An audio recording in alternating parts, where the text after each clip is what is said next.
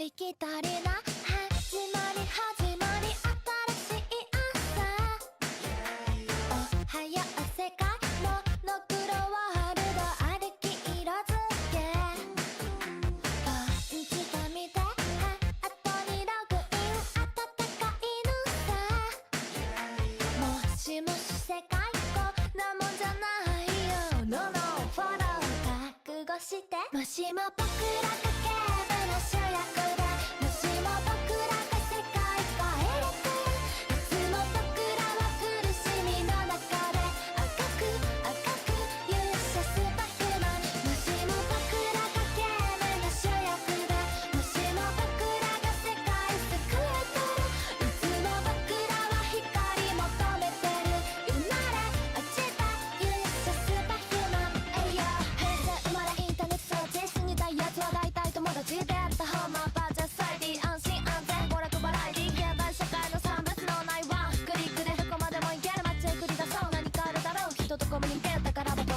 像できた過去のスカイ、描いたものが現実になる、願いも祈りも道を照らす、ナッシングリア服バッバッチしようゲームで誇るどんどんどんもんそこどんもんまおばばざ、もしも僕らがゲームの主役で、もしも僕らが世界変えれたら、いつか僕らは光となり散る、生まれ落ちた勇者スーパーヒューマン、もしも僕らがゲームの主役で、もしも僕らが世界救えたら、いつか僕らは光となり咲く、生まれ落ちた勇者スーパーヒューマン、もしも僕らがゲームの主役で、もしも僕らがゲームの主役で、もしも僕らがゲームの主役で、もしも僕らがゲームの主役で、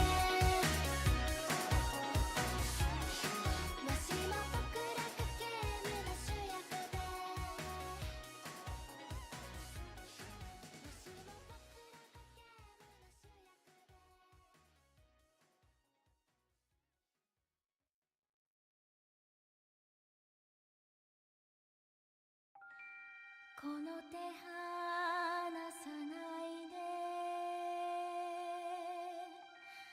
あなたとなら怖くない、眠らない気持ちと一緒に未来を待つ、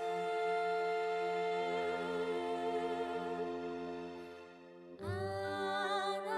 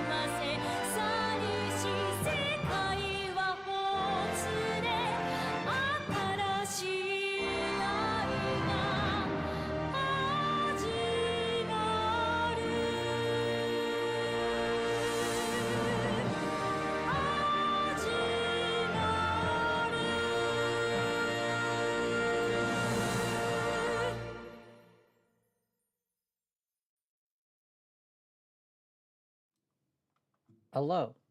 Hello. How goes everyone? We are back with some more Zero Escape 999. I'm once again joined by my good friend Buzzlebee. Hello, it's me. Little bit of housekeeping. Oh yeah. So, I don't know what happened. If you are watching this in retrospect and you are going down through the YouTube playlist, it is currently what's the word I'm looking for? The previous one is gone. Yeah, but like, so like it's in the playlist. You can still watch it if you want. It's just not public, on my actual YouTube page. Now you might be asking why. Well, if you've already gone through the last one, you'd already know it's only the last 11 seconds of the stream. Yeah, I don't know what happened. It's just gone because at that point in time I didn't have the Twitch streams backed up on Twitch itself. Weird choice, I know. Trust me, didn't think we'd be here. But yeah, unfortunately, that entire stream is gone, and hopefully, shit like that won't happen again.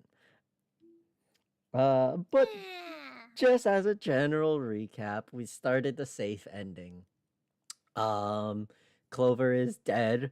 Ace has been outed as not the mastermind of the Nonary game, but a pretty fucking bad dude. He was the guy behind the original Nonary game that happened 9 years ago. Snake is not dead. Snake was in the coffin. That we saw before. We figured out the code for the titular safe that we saw at the beginning of the run in the first class cabin through a note that was in Clover's hand, as well as that same code was used to unlock the coffin that Snake was in. Currently, Snake does not know that Clover is dead, and currently Ace has Lotus held hostage with a gun that also we found earlier in the run. Other than that, I don't think there's anything too specific else that I should mention, unless you think so, B.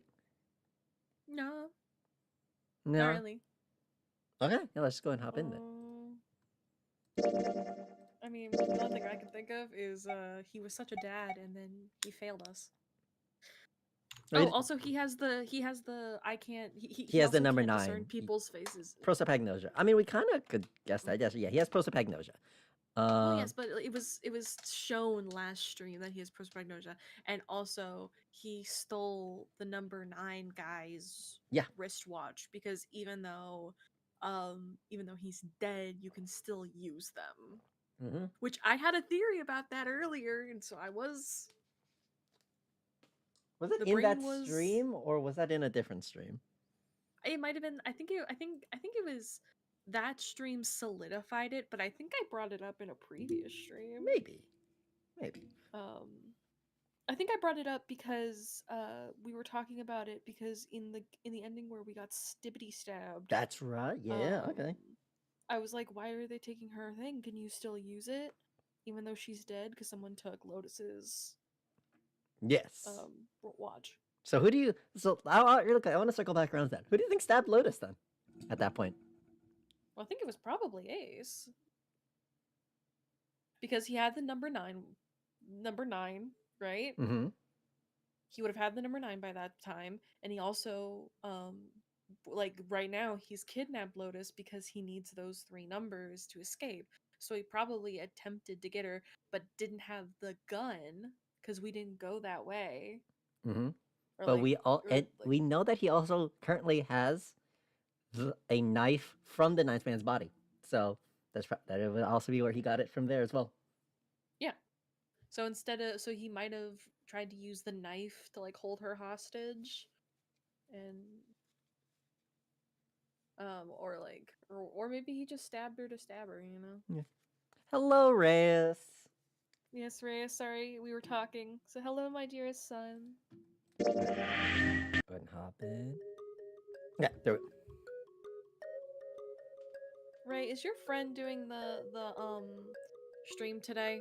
Because I forgot to check. You know the stream I'm talking about, so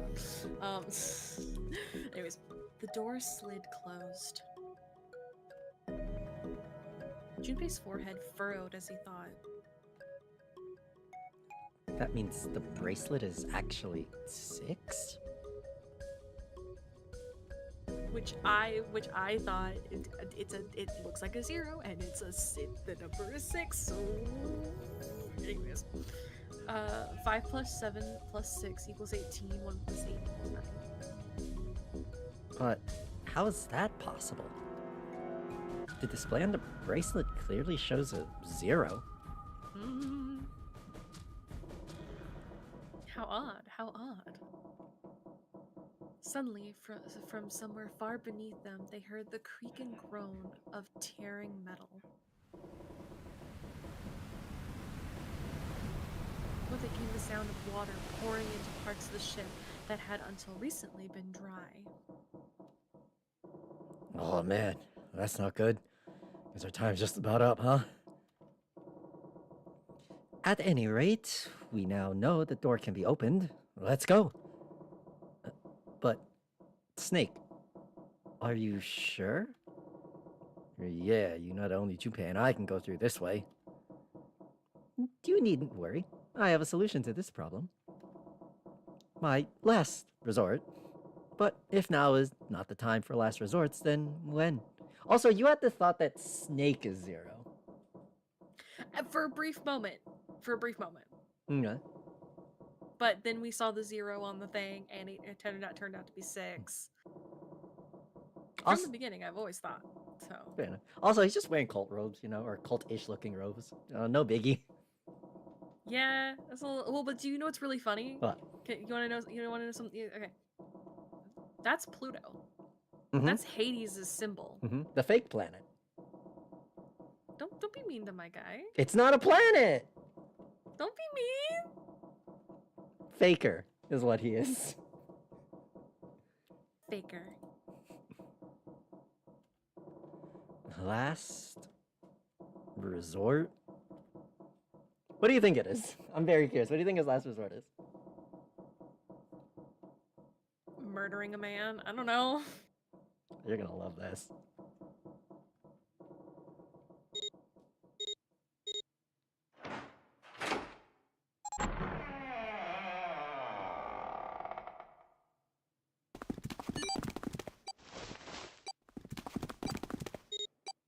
Run, run, run, run, run, Beep. run. Huh.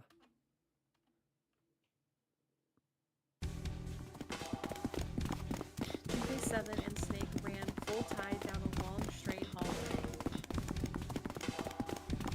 They were headed for the stern of the ship and had no time for distractions. As they ran, 7 spoke. Gotta admit, you really surprised me there, kid. Couldn't figure out how the hell you were gonna get out of that one. We're gonna didn't do that right off the bat. Well, as I told you, it was a last resort. Had I used it at the beginning of the game, I would have come under a great deal of suspicion. I imagine that most people would have taken it to mean that I was 0. Once they convinced themselves of that, I wasn't optimistic about my chances of making it out of here alive, let alone unscathed. I felt it best to play my cards close to the chest, as it were. That way, if I were in a situation where there was nothing else I could do, I'd have a little trick up my sleeve. I just take my bracelet off.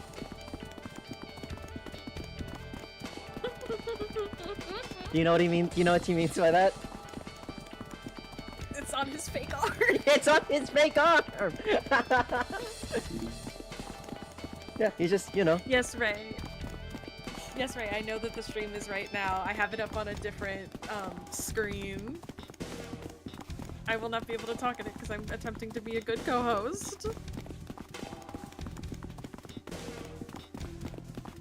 Hold on. It's falling apart on my side. Don't worry about it. And then we mute that, and then we do that, and then we do that, and then... Okay. Anyways. Snake's plan had been simple, but effective. He simply removed his bracelet. How? To Junpei, it had looked as though Snake had simply crushed the bones of his hand until they were small enough to fit through the wristband. Of course, that would have been practically impossible, so...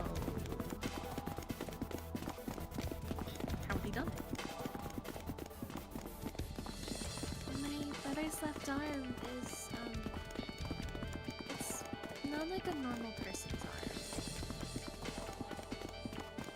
It's fake. It's not a real arm.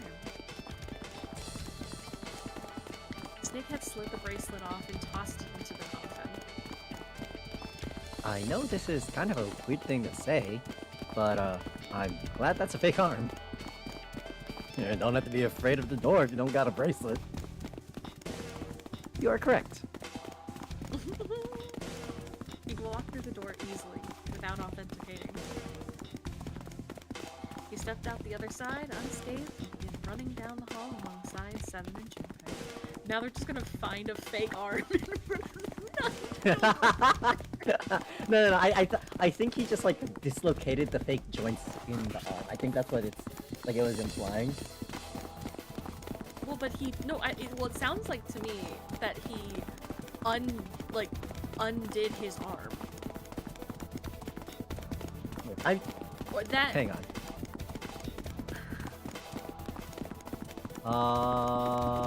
Well, it's like, or no, he slipped the bracelet off. Is that what it is? Yes. So he slipped the bracelet off. Oh, so they're just gonna see his bracelet on the floor. Well, no, it's at least in the coffin.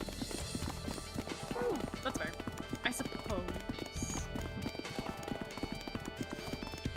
They kept running for a long while. Okay. Sorry. They stopped and they kept running for a while longer and eventually came up a set of stairs leading downward on the right side of the hallway. They stopped and peered down the staircase.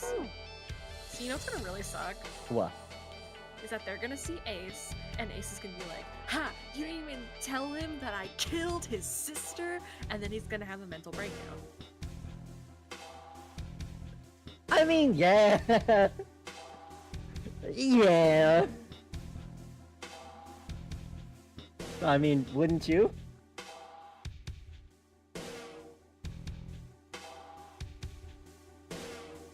Did you die? Yeah. There, oh, there you go. Yeah. Okay, there you go. You just went silent. Sorry. I'm thinking about the game. I see. I have so many things in my brain right now. That's fair. Like, I think these stairs connect to the bottom deck. Doesn't look like it's underwater. they nodded quickly to one another and jogged down the stairs. It took only a few minutes to make their way to the bottom deck. There was a single hallway in front of them, at the end of which was a single door. Let's go through that door. Junpei threw it open. Inside was a massive iron gate.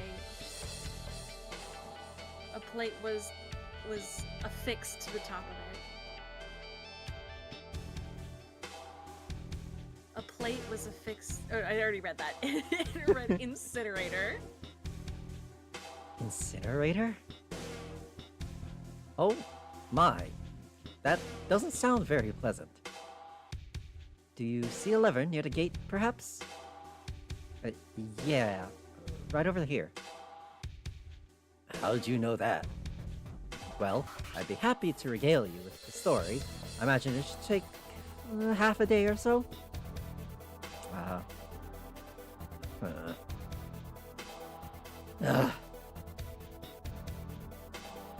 Junpei grumbled, gave Snake a dirty look, and jogged over to the lever. If you pull it, the door ought to open. Got it.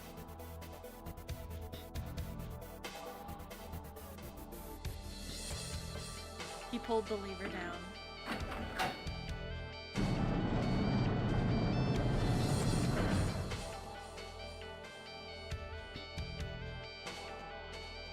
With the rumble of an ancient monitor. Or what did I read that as monitor? Hey, do you have your glasses on? No.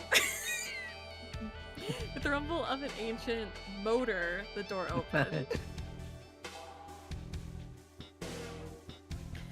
There was no need to hold back, and no time to hesitate. They pushed their way inside. Huh? Standing in front of them were Ace and Lotus. Ace still held the revolver in his hand. It was still pressed hard against Lotus's temple. A small dark bruise had begun to form near the tip.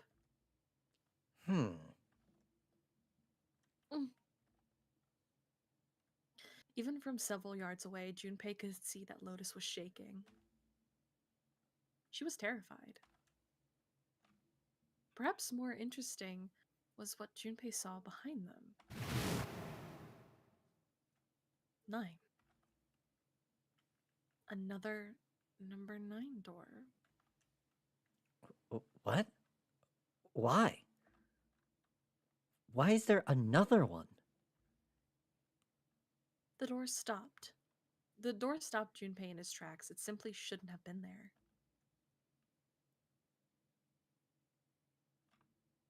As his brain finally began to consider why, the whine of a warning klaxon? Yes. Klaxon filled the air. What's a klaxon? Do you know those like weird what's the like megaphone looking things that are like on the inside of machines that like yell things at you? I think so. Okay. Do you know the sound that the emergency service alarm makes? Yes. Like the one from your phone? Yes. Kind of sort of that. It's like the okay, type okay. sound. I get you. you. Yeah. I get you. It might actually play it here. Hang on. That one. Yeah. Oh, well. There you go. Warning. Warning. Emergency incineration command has been acknowledged. Well, that's not good.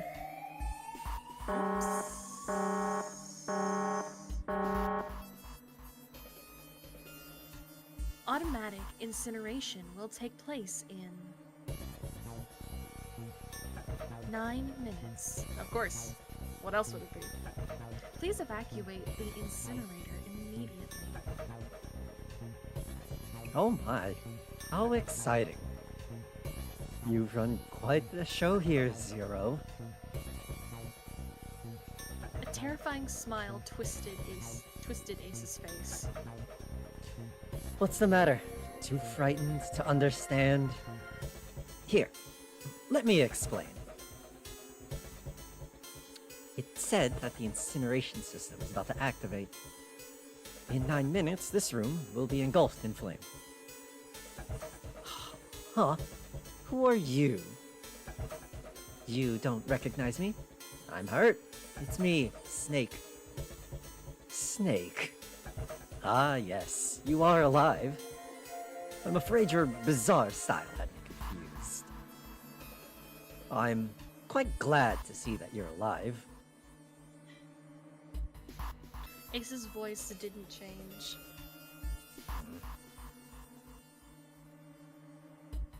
Snake ground his teeth. If you don't mind me asking, how did you get here? Snake, Junpei, 7. 3 of you couldn't have opened door 9. Did you use Clover's bracelet, perhaps? What? Oh! Yeah, I knew it! I fucking knew it. I fucking knew it. 2 plus 5 plus 7 plus 4 is 18. 1 plus 8 is 9. Ah, well, your accent suggests that you did not. Hold on. Why did you think we'd have Clover's bracelet? Junpei felt his chest tighten. I fucking knew it! I knew that they should have. I know that it would have been hard for them to say something, but that you have, in this situation, you have to like lay all of it on, because if you don't give it out and then the person that you're going up against gives it to you, that people treat, like, people will turn on each other. You can't be doing that. No, they haven't told you. Told me what? Clearly not. Normally, I would take some time and enjoy the moment, but I'm afraid my time is at a premium now. I'll have to make this quick. Clover. Don't do it, Ace. Keep your goddamn mouth shut.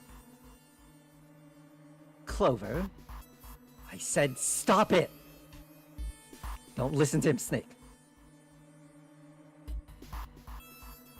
Junpei could feel his voice going hoarse, but Snake didn't listen to him. What happened to Clover? Ace looked at him.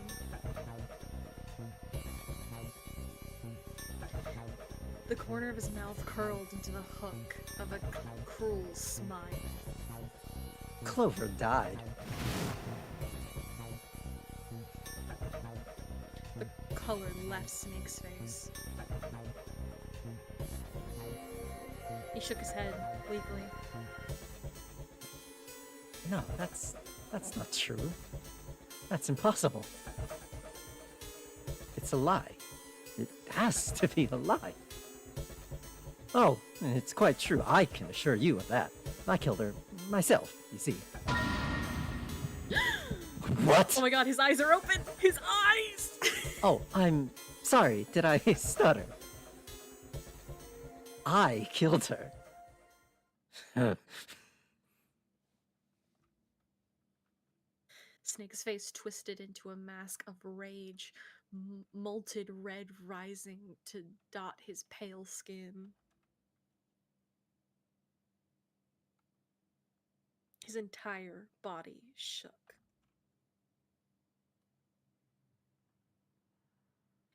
I already read his entire body shook. He looked to Junpei disturbingly, like a demon. I can't believe his eyes are open. That's what's throwing me off. I mean, he has them, you know? Well, I know that he has his eyes, but it's still, like, the fact that his eyes are open. Yeah. I mean, blind people still, like, have their eyes open. No, I've met blind people. Yeah, I know. I know that. I know. But when a character's eyes are constantly closed when they open them, it's a little jarring. You know what? That's fair. I would have rather she died with less suffering. A bullet in her brain, perhaps, would have been ideal. Unfortunately, that would have made quite a bit of noise. Circumstances being what they were, I was forced to settle for the knife. The one the knife man had. You remember. I believe I caught her just below the shoulder blade? I was rather unlucky. I was rather lucky, in fact. My first strike went right through her ribs. Her flesh was soft. My knife slid in so easily. There was no resistance. That feeling was, I confess, I felt rather excited. It's a powerful memory. Someday, perhaps I hope I can feel it again.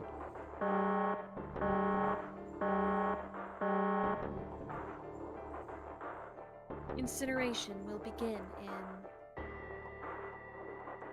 7 minutes. I'm going to kill you. Snake's words were a guttural growl, barely audible. Huh? What was that? I'll kill you. I'll kill you. Oh, so you're going to kill me. Please do. Come now. I'm waiting. Don't do it. Don't listen to him, Snake. Stop it, kid. He's screwing with your head. Is there a problem? What are you waiting for, boy? Don't you want me to send you to join your sister? Don't. Snake! Don't do it! But Snake could no longer hear them. Snake could no longer hear anything.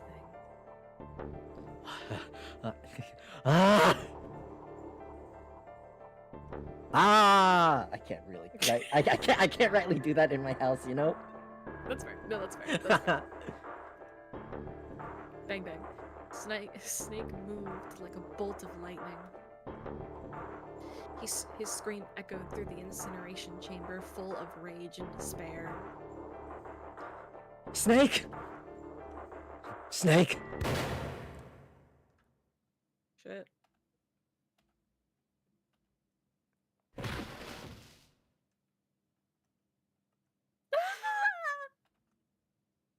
Another scream filled the room. It was Lotus. She ran across the room towards Junpei, her eyes wide with terror. Lotus! Hurry, this way! Snake's ill-fated attack had loosened Ace's grip on her, and she made a run for it. She reached Seven and Junpei and ducked behind them.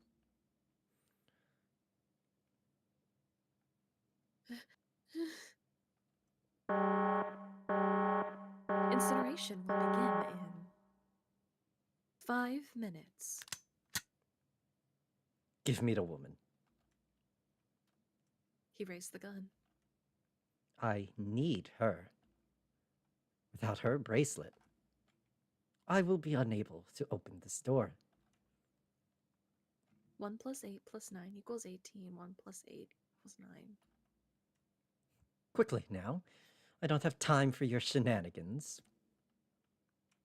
In the center of the room, Snake's body lay eerily still. He looked like a human larva, prone and vulnerable on the floor. I see. Then it would seem I have no choice. The rest of you must die as well. Fortunately, I have 5 bullets left. 1 for Junpei, another for Lotus, and the last 3 for that lump of idiotic man you call Seven. I will take Lotus's body with me and leave this room. Incineration will begin in 4 minutes. Well, it looks as though our time together is at an end. I rather enjoyed playing with you. Damn it. Junpei could see Ace's fingers tighten. He could see it begin to squeeze down on the trigger. His body tensed, preparing for the catastrophe, the catastrophic impact of hot lead against human flesh. Goodbye. Then it happened. Kill you. Oh! Snake stood up. What? No, that's impossible. For the first time, Ace's composure broke. With obvious effort, Snake lunged forward 1 step closer to Ace. Then another. He looked for all the world like a zombie. I'll kill you. I'll kill you. His voice was the mournful wailing of the undead. Stay away from me. Get back. Stop. If you come any closer, I'll get away from me. Little by little, Ace was retreating. Snake didn't stop. He continued his stiff, inexorable approach, his eyes twin pools of pure fury. Listen to me. I said don't come any closer. Shit, you bastard. That's all the bullets. Hmm? Ace's revolver leapt 5 times. 5 times the air in the incinerator was split by the crack of a bullet. Snake's body twitched as 5 clouds of blood and torn flesh leapt into the air across his body. Fine pink mist drifted from his body and disappeared. Junpei didn't have time to ponder what that meant before.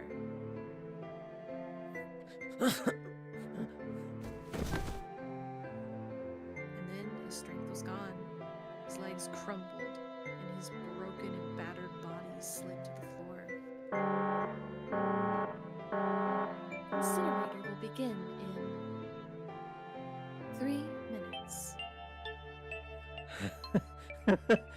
Finally, you're... But Snake wasn't done.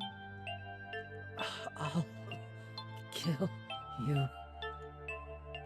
Even as the pool of blood beneath him grew, he began to move. He half clawed, half slid towards Ace. One bloody arm wrapped itself around Ace's leg. You won't get away. And the other gripped his thigh with strength that should have been long gone. You son of a bitch, you're a monster! Get off of me! Let me go! Damn you! He kicked at Snake with his free leg, driving his foot into Snake's face, his arm, and his shoulder. It made no difference. Snake refused to release him. Once a snake has ensnared its prey, rarely does it release it. This is it, Ace. We're going to burn to death together. What? Incineration will begin in 2 minutes. Damn it! Damn you! Get off! Let me go, you monster! Okay, look! Think about it this way. My company owns a wonderful hospital and has excellent doctors. You're not wounded too seriously. I'm sure they can fix you up easily. You don't have to die. You can be saved. Just let me go. Can his sister be saved?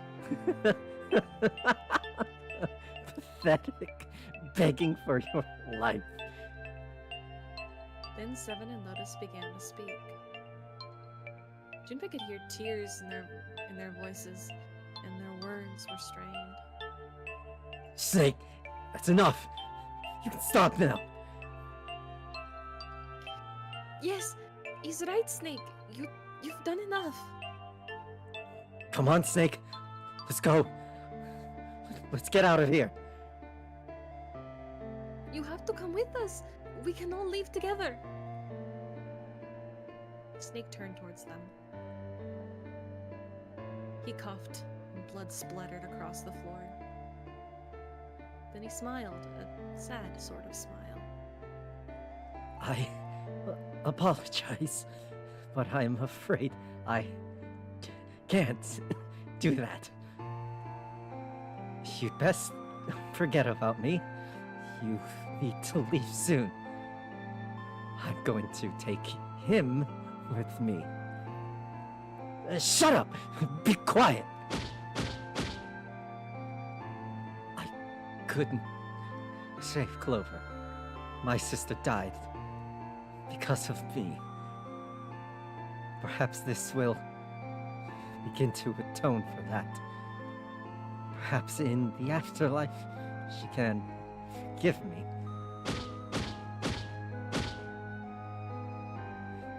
Now go! Go now! You have to go. Incineration will begin in 1 minute. God damn it! Shit! We're out of time. We gotta go. Seven ran towards the exit. Lotus followed him. But Junpei couldn't move. There were white lines down Snake's cheeks, where his tears had washed the blood away. He was broken, his body and soul, and Junpei felt as though half of his own heart had been torn out. His eyes stung, and he tried desperately to swallow, to clear the lump in his throat. Junpei, what are you doing? You have to get out of here now. Junpei's chest tightened, pulled taut by anger, misery, and a cold feeling of emptiness. Pure emotion surged through his heart, alongside the torrent of blood. He couldn't feel it building. He could feel it building a tremendous wave, growing taller and taller and taller. And then it broke, crashing down with thunderous force onto his shaken, unprepared mind. Snake! Snake! Junpei's rational mind was gone. He was driven by instinct now, and he launched himself across the floor at Snake and Ace. Or he tried to. Oh, wait. Don't be an idiot, Junpei! He felt a hand grab him from behind. It was Seven. Before he had time to react, the larger man had pinned Junpei's arms to his sides and was hauling him bodily back towards the door. No! No, I have to help Snake! Snake! Snake! Get off of me! Let me go! Incineration will begin in... Hi, Keith! Hi, Keith! So I'm here. Holy crap, what the hell is happening? Everything. They're in an incineration room. A lot of people are dead, and they're attempting to kill the bad guy. When did you get here? Out of curiosity, at what point? Oh, he got here. I think when he started. When Snake was like the first. I saw the number change. When actually Keith can say it. I can guesstimate, but obviously Keith knows when he fucking showed up. I don't know what I'm just talking about. now. Okay, it might have been like a rogue viewer, just like hopping in. Okay, that's fair. Anyways, yeah. Yeah. Sorry. Snake is dying. You weren't here. Incineration will begin. You weren't Yeah, here the whatever. last time we heard this track. This is my favorite track in the entire not game series. What is it called again? Morphogenetic Sorrow.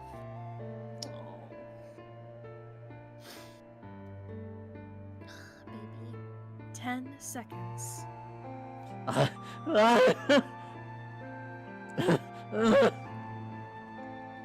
Seven. 6. I love this track so much. Damn it. I don't got a choice, kid. Don't blame me for this, alright? Do you know what also sucks? What? Santa and June. They're not getting off this boat. Yeah. No one's getting off this boat, let's be real here. That is also fair. 5, 4,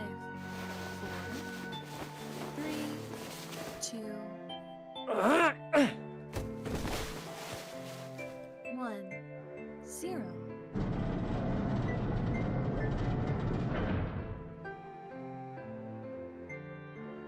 Gates 2 and 3 are locked down.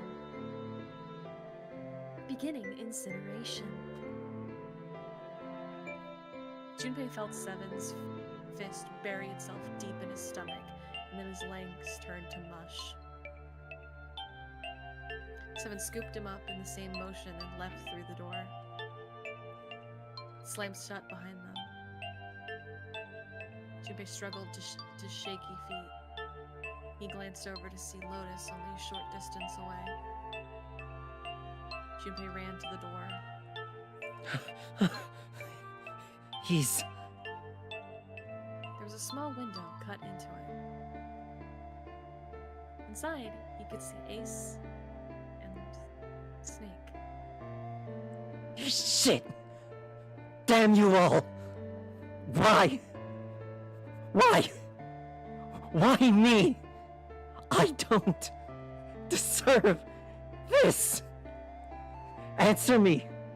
Answer me, Zero! Why? Why? Zero! Zero!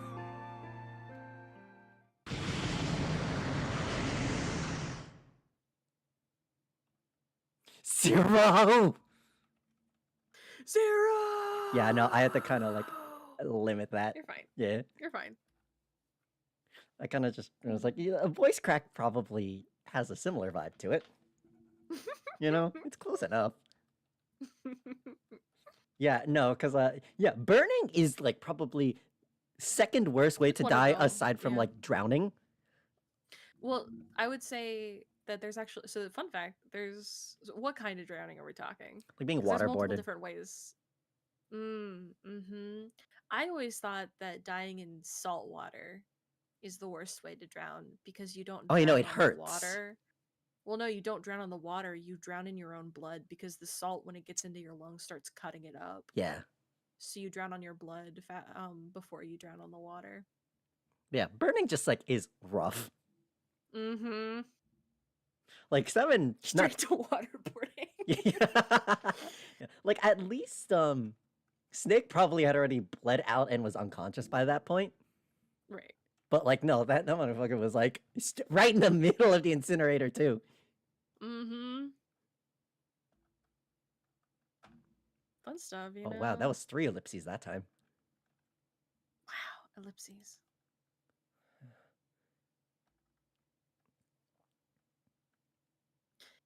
He didn't know how much time passed. He didn't know how long he stood there in front of the incinerator.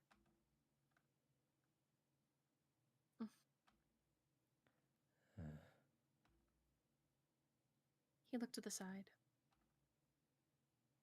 Lotus's face was ashen, and if not for the hand she put against the wall, Junpei didn't think she could have even stood. 7 looked old and tired and used. His eyes stared at the floor, seeing nothing. Junpei said nothing.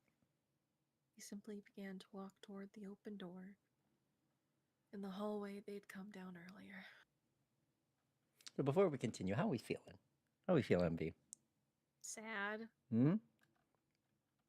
There's a fun joke within the Zero Escape community because this ending is called the safe ending. And nobody is safe. But I mean, we unlocked the safe. Okay, but nobody's safe. Yeah, but we got it's the safe ending.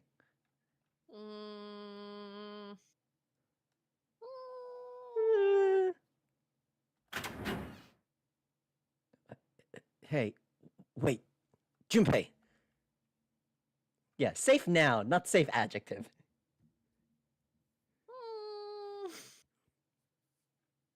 Junpei, where are you going? He blinked when their voices broke the silence. He stopped. You stay here. I'll go get Santa and June. You're gonna bring them here? How? Don't worry about that. Just stay here and wait. All right?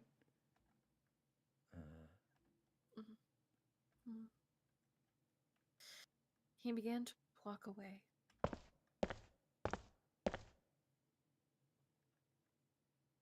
He looked over his shoulder and watched 7 and Lotus grow smaller and smaller. They stared back, not moving. He wasn't sure if they could.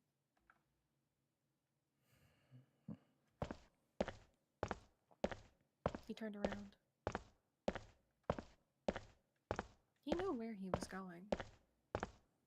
I saw an elevator on the way here. If I can get it to work, then maybe... Before long, Junpei found himself in front of the elevator. Next to the door was a button with a triangle on it. Please work. He pushed it, and the door opened.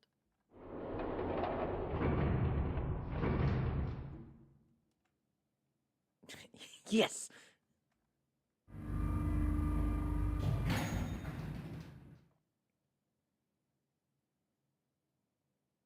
Junpei was in a large hospital room. June? Santa? He kept calling and walking to the center of the room.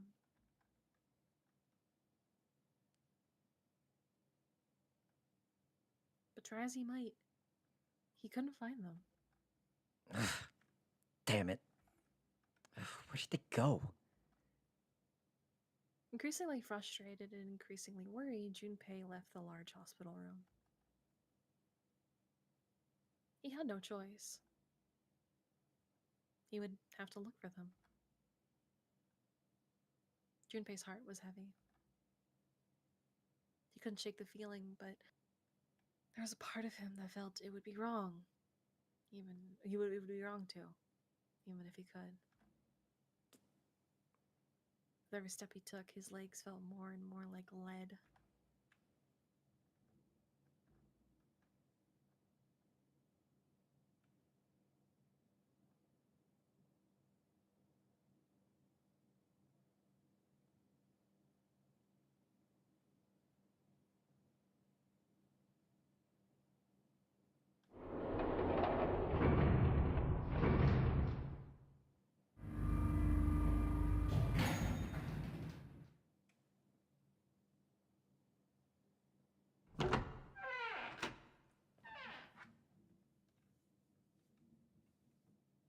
Sometime later, Junpei found himself at the chapel.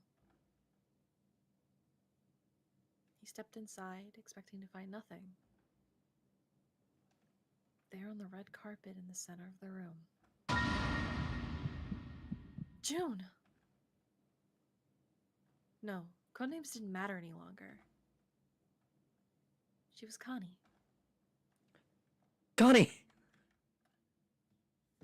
Junpei cried her name and ran. Like lightning, he ran across the room toward her. Connie? He stumbled to a stop. As he looked down at her body, laying so still on the floor, he felt the icy grip of fear upon his heart. She was still. So very still. No, it can't be. It's impossible. Slowly, Junpei bent down toward her. His hand shook, and he felt very cold and very hot at the same time. He forced himself to look. Her back was moving. Slowly, it rose and fell. Relief watched over him. Connie! Junpei reached down and gently, very gently, lifted her up. Connie! Connie, are you alright? Jumpy? Her face was pale and her lips were dry and cracked. Her eyes were blank and cloudy. They stared straight at Junpei but saw nothing.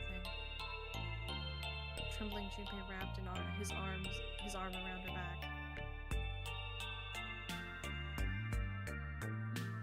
Oh boy, the last time her nameplate changed, we died.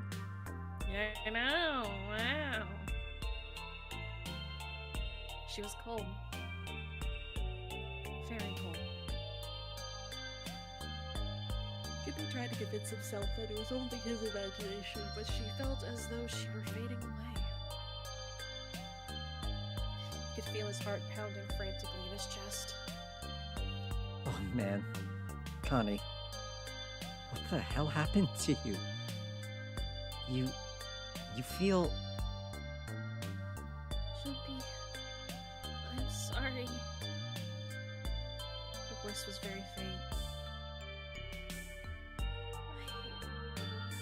might not make it. No. No way. No way am I gonna let you die. I'm going to save you. I promise. Thank you, Jumpy. Thank you so much for everything. I was really happy to see you again, Jumpy.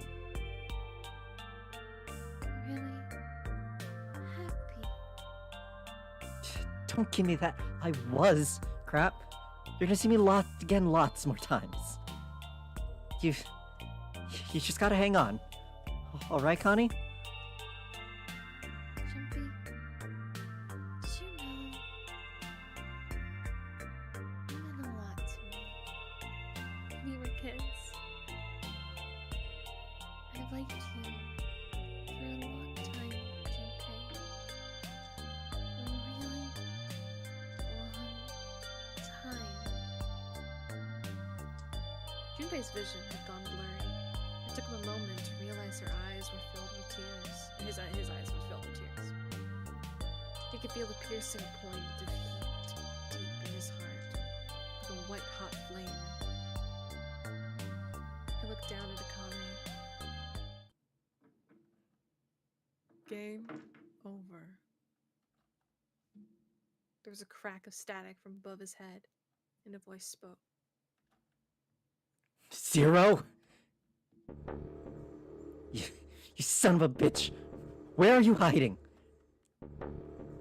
Junpei frantically scanned the ceiling for the source of the voice. Would you like to play a game?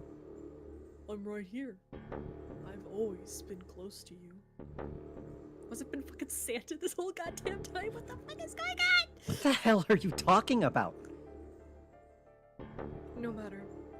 I will tell you again. Game over. This game has ended. No, it hasn't. I'm not gonna let you end it yet. I'm going to get out of here with Connie. You can't. That is impossible. Why? Because you chose the wrong path. The wrong path? That is correct. Your path was inevitable, however. Admit defeat. Where there is shadow, there is light. Where is the absence of light, there is no shadow. So it goes. What are you talking about? It matters not. The loser has been decided. I told you, I'm not going to lose. No, you misunderstand. You haven't lost. I have lost. What? Junpei didn't have time to ponder what that meant before. He heard the door slam shut behind him. He spun around. There was no one there. Was it 0? Connie, wait here. I'll be right back, I promise. She managed a single nod. Junpei laid her back down gently and leapt for the door.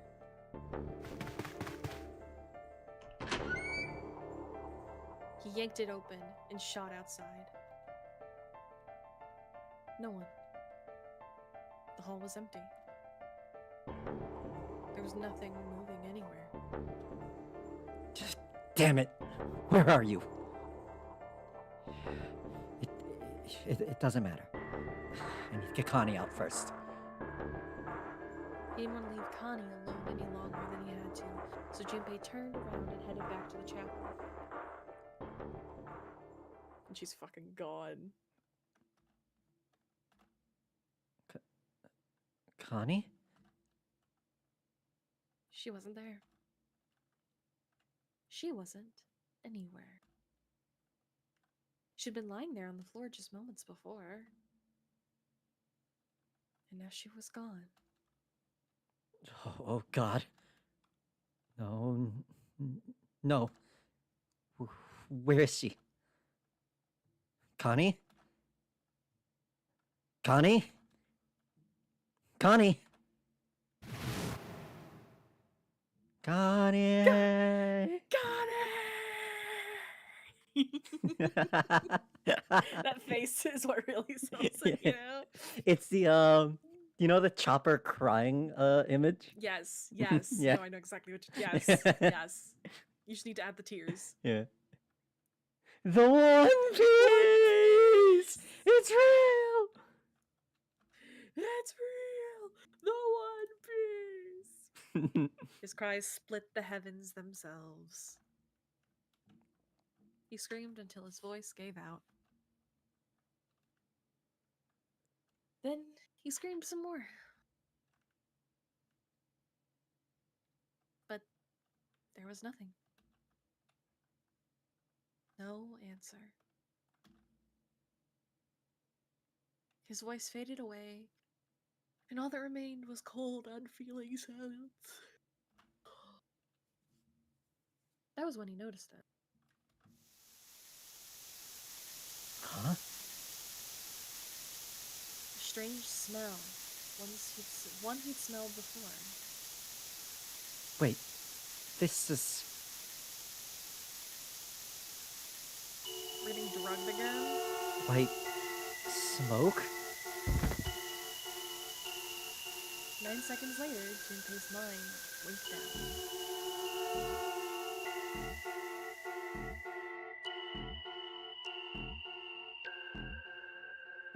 And that was the safe ending! That's not an ending. Yes, it was. I refuse. It's the end of this line. There's no more game after this one.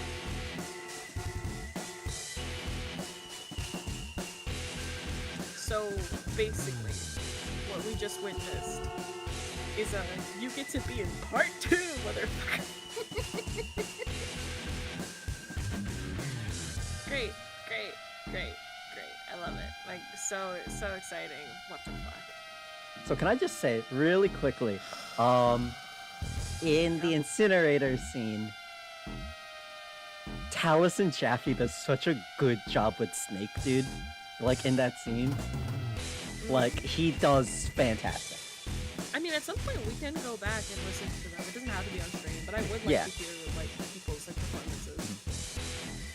But I also like reading that. So what are your thoughts on this ending? Because this is our first. I'm upset. Yeah, this is our first like proper non-bad end. Okay, I will say I almost.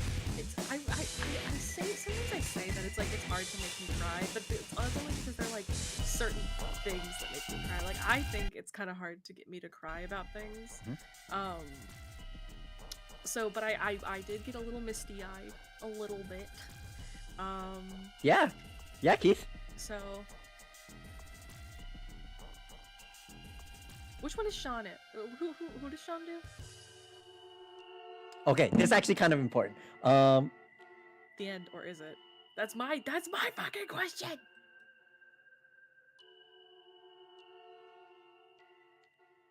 This next bit, I think, is where it is. Yes. Seek away on what?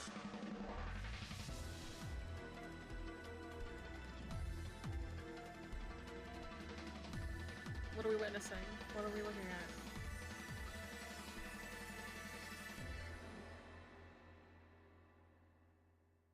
Now it's time. Let our game begin. It's just one of those fun little things, you know? Safe ending! Woo, baby! So now we can just jump somewhere if you so wish. Depends. Well, let's go to where we choose the next, and let's choose a different door. Which which set? Like over here or like in this third one? Oh, the English is not my strong suit right now. Let's do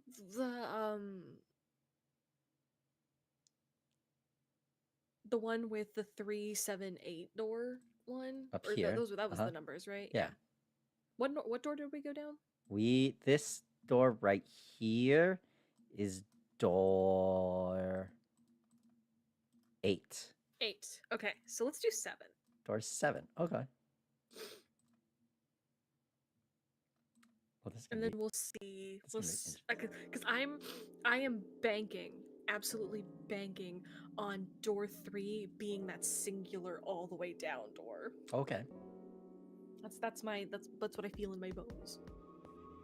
Okay, let's So while we're doing this, tell me more of your thoughts on the safe ending. Fuck that ending.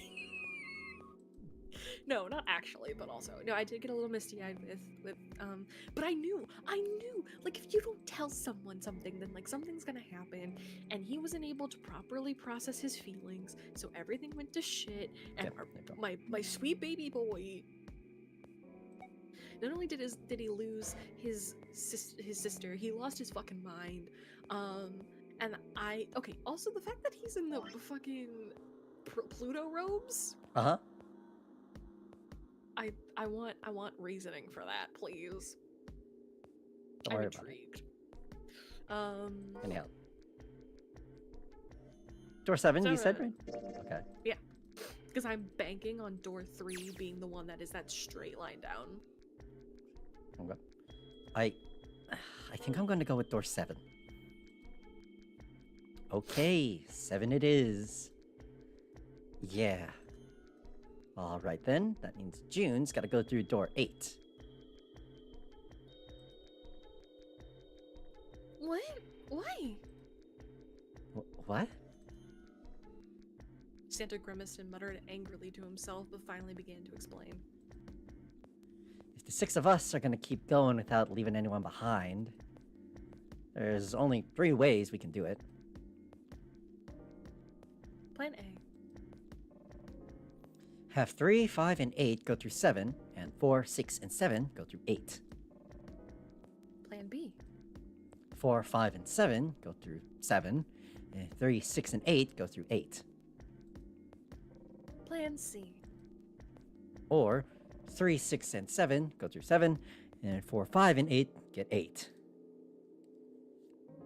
There's no other combinations. In other words, 3 and 4, and 7 and 8 can never go through the same doors. You get it now? As Santa finished, June looked over at Junpei, tears welling up in the corners of her eyes. Oh no. You're saying we aren't going to see each other again for a long time? Junpei felt just as June did. He wanted to be by her side, through whatever trial they were preparing to face. Yeah, let me check. I think we are still technically, because of where we decided to pick, yeah, we are currently going down this line right here. Okay.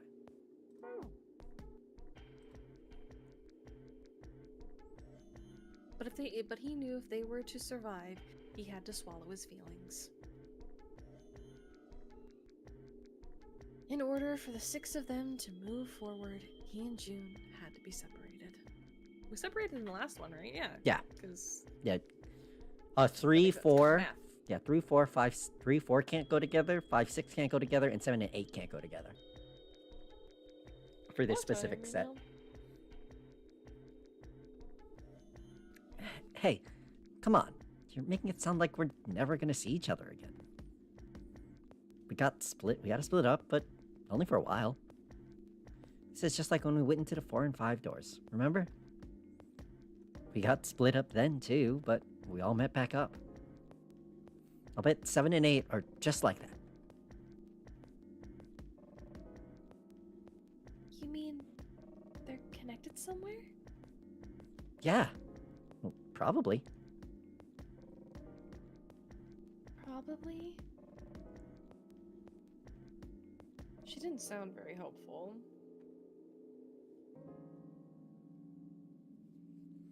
It was 7 that interjected. Well, I'm sure they're gonna connect somewhere. Why? What makes you think so? Well, if they don't, then neither team can get through door 9. In other words, the game would end right here. And Zero's been on top of this shit so far. I don't think he'd blow it now. I'm damn sure that son of a bitch wants to have his fun as long as possible. He's not gonna end this game till we get through the 9 door. June said nothing.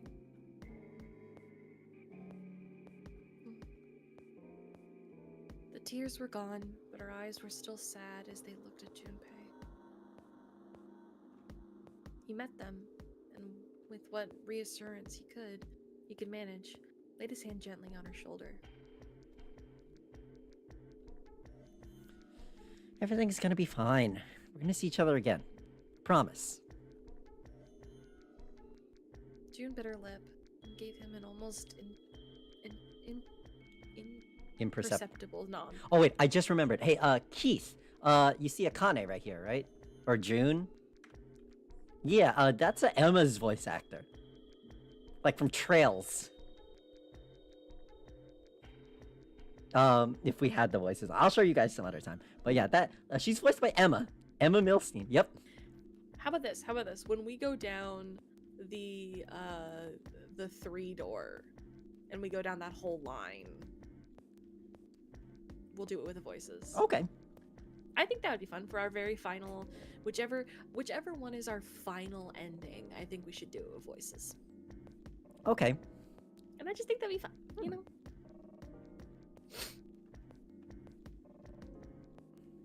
Yes. Promise? Her voice was barely above a whisper. Santa's voice shattered the moment, because it's Santa.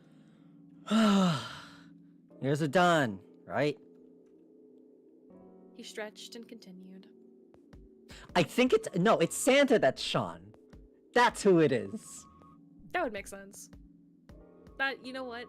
That makes sense. Because I'm remembering Santa's voice now. Yeah, no, that's Sean. Mr. Chiplock himself. Uh-huh. Anyway, that's pretty much it. Clever and I will both go into separate groups. I figure I'll take... of Mondstadt. I figure I'll take 8, and Clover can take 7. Any problems with that, Clover? Holy crap! Reen Cold Steel! That's Reen Cold Steel, guys! Joseph, Uh-huh. my brain just... I was trying to put like the D-Luke of Mondstadt, but make it with Santa, and my brain just went, Santa of the Nonary game. Sure, yeah. So stupid.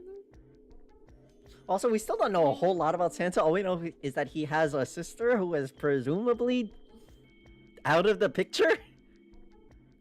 I mean, it didn't sound like she was dead. It's just like he misses her or some shit. Yeah. Well, he said that he was like the dark Santa for her. Or The something Dark like that. Santa. The Dark Santa. I have to go back and look at it, but I'm pretty sure because he told the story of how the two Santas came, like how Santa Claus came to be and how he killed his brother. No, actually, Keith. No, There's like a story. No, yeah. no, I'll tell you. Okay, Because yeah, there's go a ahead, yeah. story that Santa tells because he's holding a picture of his sister, and he tells the story about how there were once two Santas, and one of them wore a white suit and one of them wore a black suit, and the black suit gave out like coal and stuff. Was like like he would take care of the naughty kids. coal and the tricks white- and all that shit. Yeah. And the white suit Santa was the one who gave out the presents and the candy. But one day the black suit Santa took it too fucking far. Thank and so God the you white added suit there. Santa- Thank God you added suit there. Thank you for adding suit there. Black suit Santa took it fucking too far, and so white suit Santa killed him and got his blood on his white suit, and that's why it's red. So he's cursed to remember that he killed his brother while he passes out treats. Like Spy versus Spy versus Spy. Christmas theme. Yeah, I guess. Hey, no, just remember, Black Suit Santa is a distinctly different entity to Krampus. Which is even funnier. So there's another dude that just goes around kidnapping bad kids. Krampus. Any problems with that, Clover? Krampus schlapt. Clover looked away and was silent for a moment.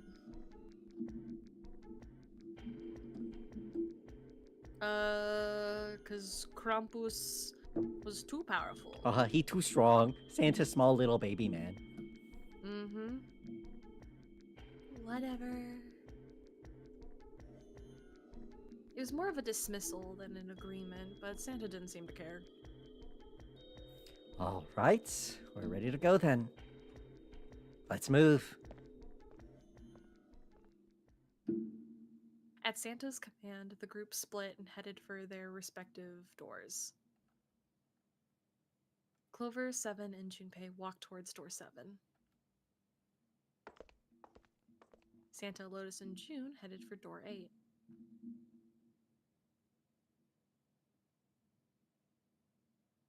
For a long moment, they stood in front of the door.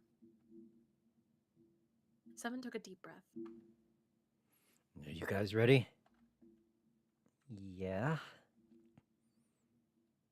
Okay. Okay, let's go.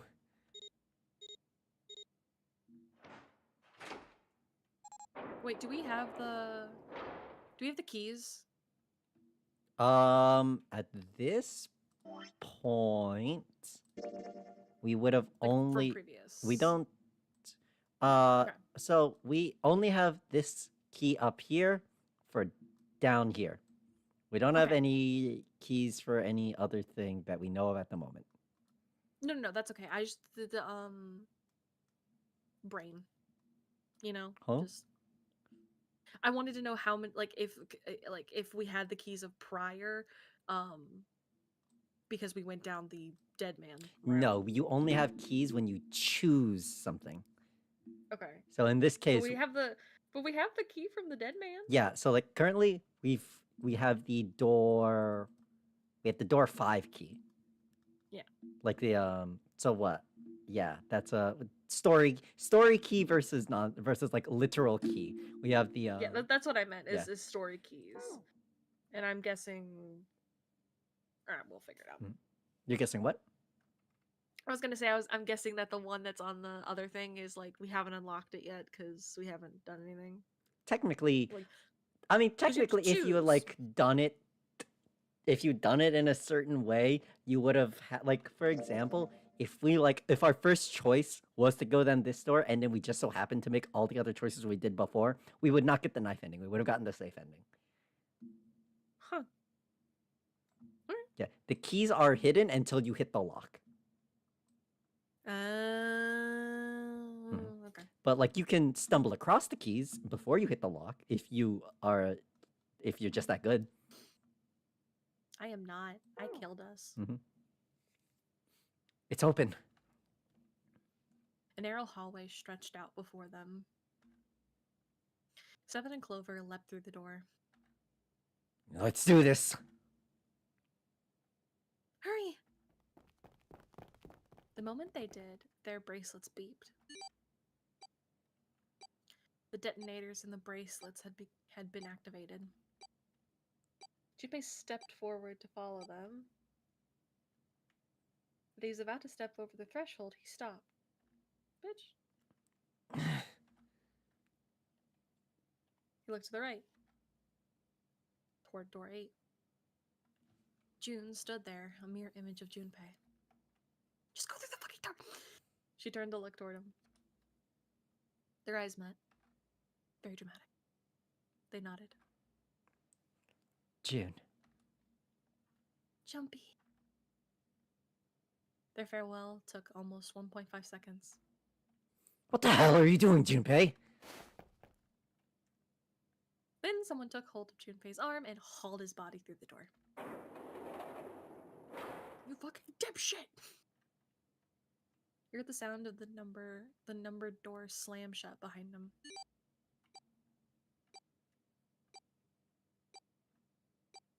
His bracelet gave a cold electronic. Only 81 seconds left. No time to waste, guys. Let's get moving. 7 led the way down the hall. Junpei and Clover followed him as fast as they could. After what seemed like far more than 81 seconds, they reached the end of the hall. Look! Oh, no, that's you. Shit. That's My me. bad. All I saw was words. Ah! on the left. I can see the dead. She sees dead people? I see dead people. There was no time to rest or catch their breath. All three slammed their hands in quick succession over the scanner panel of the dead. Also, I just realized when you said that, I think we were probably thinking of two very different things. Probably? Maybe? What were you thinking of? I was thinking of Not Like Us. Oh, and I was thinking of I See Dead People. Yeah. I See Dead People. I think it's called, oh god, what is it called? It's from a movie. Yeah, it's Sixth Sense, I think. Yeah. I See Dead.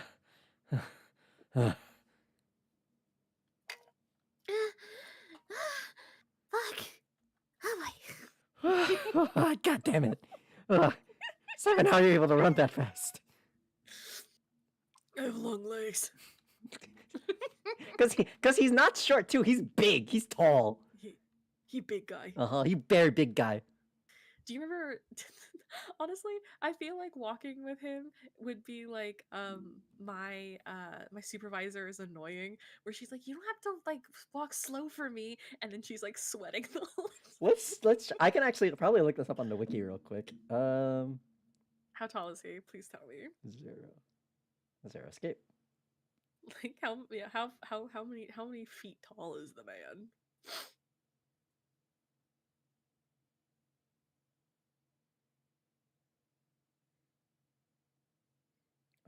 God damn it, it doesn't look like it says. No! But the wiki does say he's 45. Well... No, 36. He's 45 at a different point. Edward Bosco? What?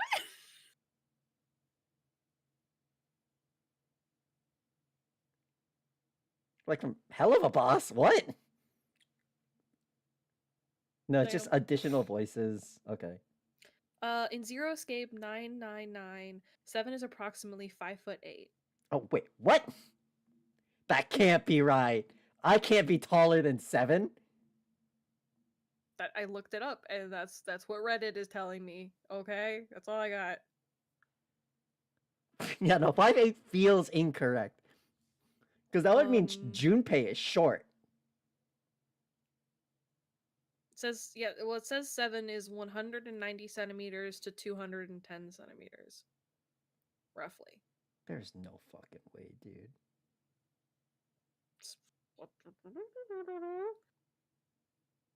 That's the approximation that most people have.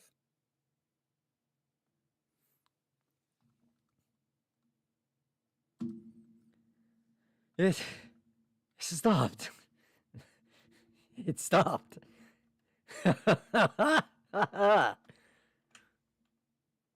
Junpei. That's even weirder. Is that apparently the approximation for him is it says that 7 is approximately 5'8", but that Junpei is fucking 5'8 and a half. There's no way. That feels so incorrect.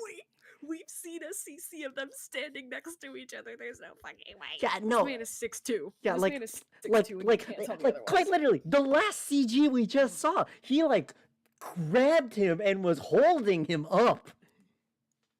I am okay with Jumpy being 5'8". Okay, I'm okay. Yeah, with that feels fine. I could be taller than Junpei. That's fine. This man being 5'8", 6'2". Yeah, right. This man is 6'2". Right. This man is 6'2". He can't tell me otherwise. He can't be 5'8". Nope. Because people look up at him repeatedly. This man is 6'2", and nobody can tell me otherwise. Do we know if he's taller than Ace? I think they might be around the same height. Okay, then Ace is 6 foot and he's 6'2". Yeah. And that's my gavel. I should buy a gavel at this point. Like, you should, yeah. I'm gonna see if I can get a pink one, or I'll just get a gavel and I'll paint it pink with little hearts on it. Lovely. This is that's you. Analyze the models of the cast and estimated 7 at 6'4" sounds correct. That's fine. I'm okay with that. That peak. Yeah. This is the second time we've gone through one of these numbered doors, but whew, you never really get used to it.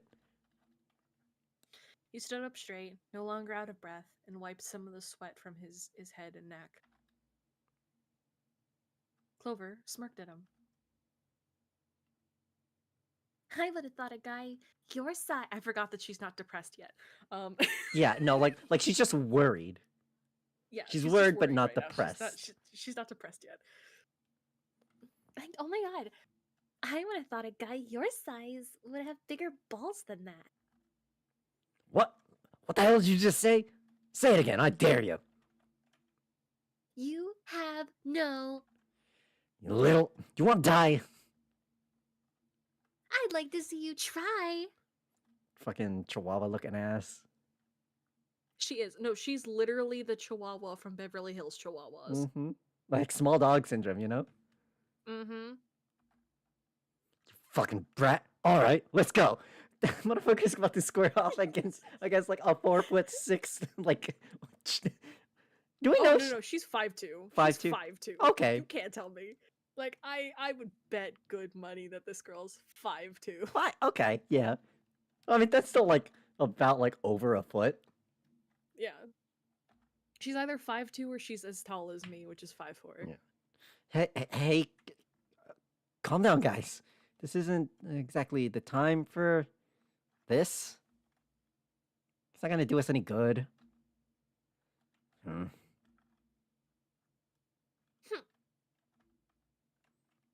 Gosh. Junpei sighed. Clover at 5 foot flat? Yeah, okay. I'm okay with that. I said 5'2", so you know what? I'm okay with that. Sometimes he wondered if the doors and the puzzles were really the greatest challenge they faced. Wait here for a minute, alright? I'm gonna go see if there's any other doors. They didn't respond, but Junpei was in the mood for a conversation anyway. We just came through this door, and of course, it's shut tight. There's a short hallway on the left here, and an iron wall. I doubt I can get through it. At last, he gave up and returned to 7, who was tapping lightly on the wooden door. This door's the only option we got, right? Yeah, looks like it. Hey, something's written on the door. On that iron plate. It says operating room. If things tell the truth, could be body parts inside here. Well, this is probably not going to be pleasant. Something about it made Junpei feel nervous. Well, no point in standing around here. Might as well go in, see what's waiting for us. 7 grabbed the brass knob and slowly opened the door.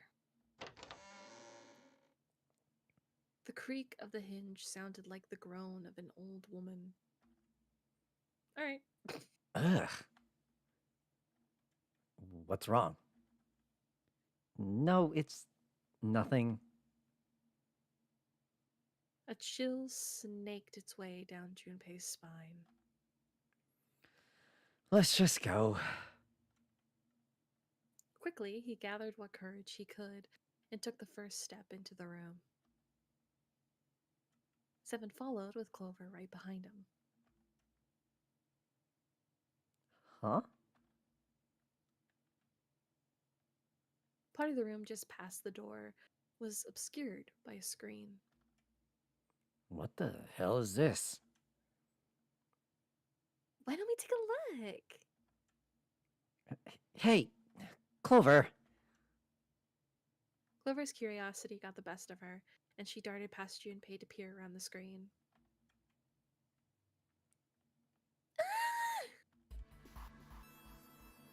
Her scream nearly blew out Junpei's eardrums. What? Clover! He and Seven ran towards Clover to see what had frightened her. Hey, what's wrong? They rounded the screen, and the cause of her outburst was immediately clear. What the hell is this?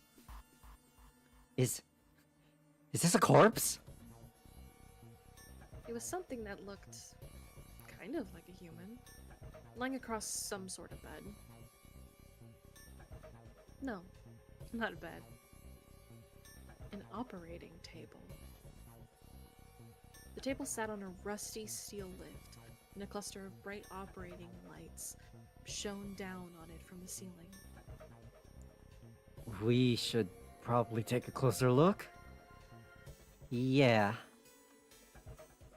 Slowly, they approached. Boom, boom, boom, boom, boom. As they got closer to the body, it became clear that it wasn't a body at all. A body has been discovered! Discovered! A body has been discovered! I would love to do Danganronpa for this channel, but you know the big twist of DR1 already. So, like... Well, that doesn't mean that we can't do, like, I'd love to... Here's the thing, I would love to play Danganronpa the game, because there's so many more interactions with the characters that I would love to see. That's fair. Like, it's like, even, like, you know how the cases play out, though, I assume, for DR1, right? Well, yeah, but I don't remember most of it. That's fair.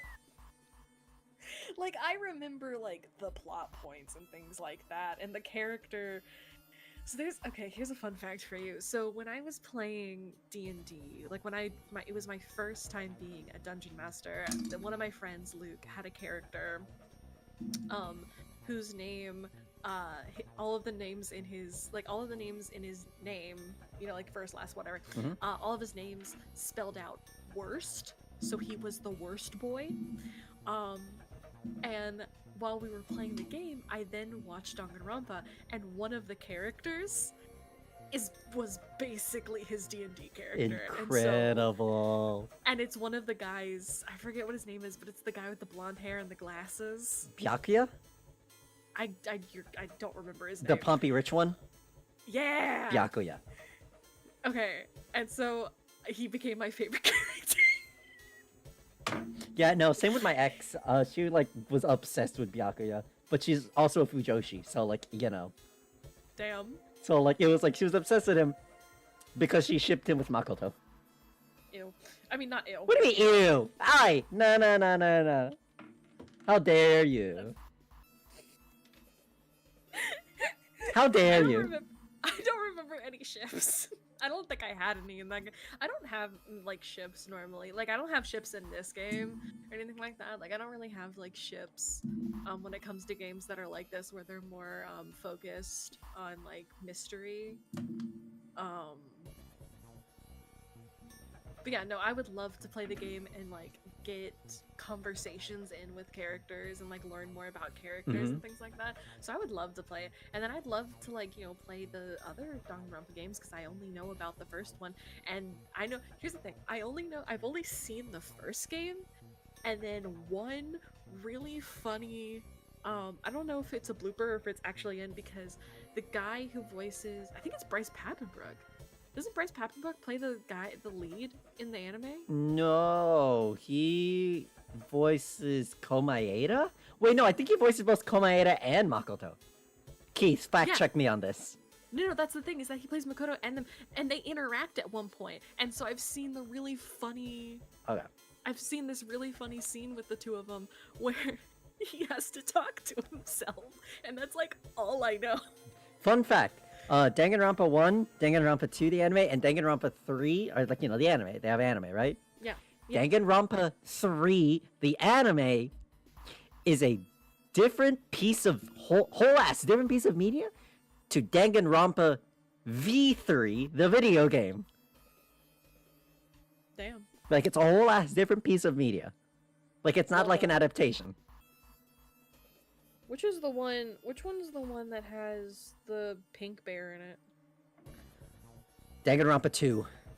Okay. And she's a bunny, I think. Something like that. I don't know. I don't know. I know nothing. That's pretty much it. Wow. But you can't prove you did it. This is... What the hell? It's just a huge doll or something? Doll? Clover did not look terribly comforted.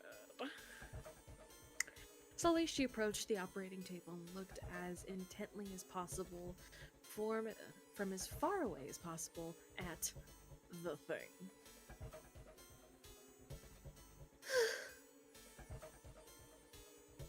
Junpei could see her relax. I feel like I keep changing Clover's voice because I can't, like, nail it, you know? I mean, that's me with every male character except for Junpei and Seven. Yeah. Well, but I feel like you've got like because like I feel like most of mine you is have, like, intonation is what I'm normally. It's like, yeah, like you've got the intonation.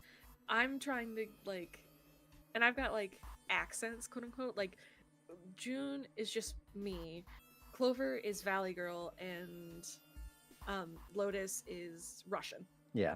Well, I mean, actually, Zero is whatever you feel like at the time.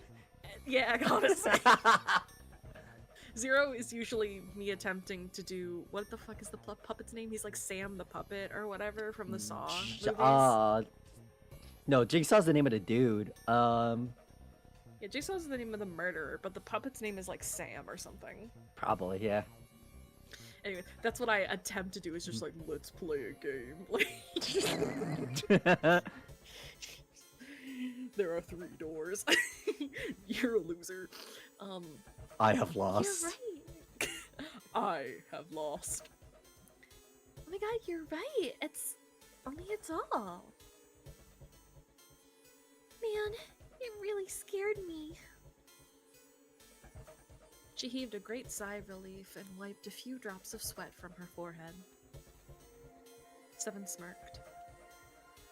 I guess it would have been weird if you actually had any balls. Shut up!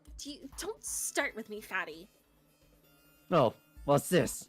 Want a piece of me, short stuff? Yeah, bring it on, you whale. Hey, guys. Not again, okay? Seriously, knock it off.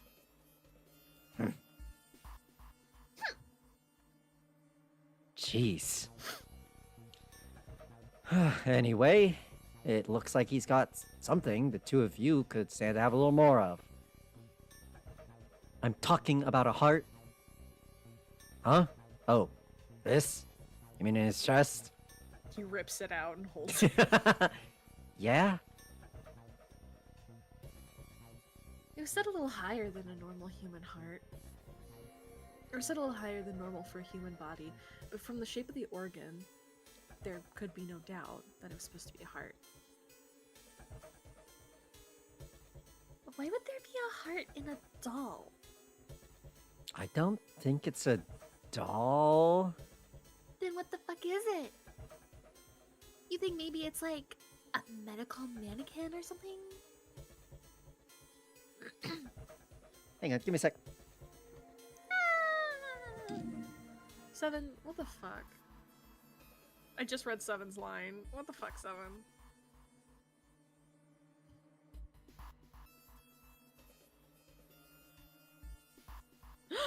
Oh my god, Keith, I just saw your message. You're 1 away? Holy shit. Did you have something planned for 1,000, right? What are you doing for 1,000?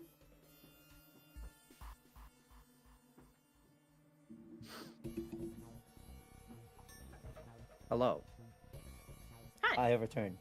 Is the phone picking up myself? It is, in fact, picking up myself. Okay.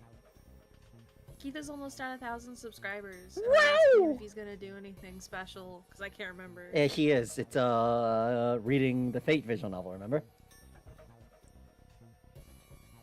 Oh, okay. That was his what's the not initiative, incentive. I thought he was doing something like just a singular video. I could have For 1,000. sworn the 1,000 sub thing was the Fate visual novel. I don't remember. It's been so long since we talked about it. Also, 7, what the fuck? Or maybe it's got more personal uses. 7, shut your fucking mouth right now. 7's grin was more than a little perverted. It was mega perverted. Clover glared at him. Anyway, how about we take a look around this place? Let's go. I guess you're gonna have to decide on what day that we're all gonna read it then. And you need to find like the clean version so it can go up on YouTube. I mean, it'd be the normal Fate visual, the remaster. Oh shit, I forgot that the remastered exists. I'm going to hit you. What do you mean? Don't ever come back to Texas. You will be shot on sight. I could be shot on sight here to be fair. Are we good? Yeah. We'll figure it out what day we're doing it. Okay. We can just do it on like Sundays or whatever. We gotta finish with you guys gotta finish Switch on the whole night. I'll just be there every so often. We'll figure it out,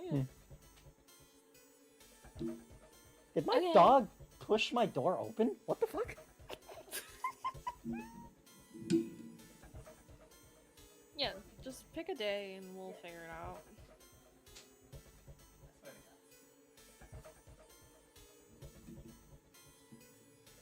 I don't know how she did that. My door was closed, and she's a tiny ass dog. Magic. Sure thing.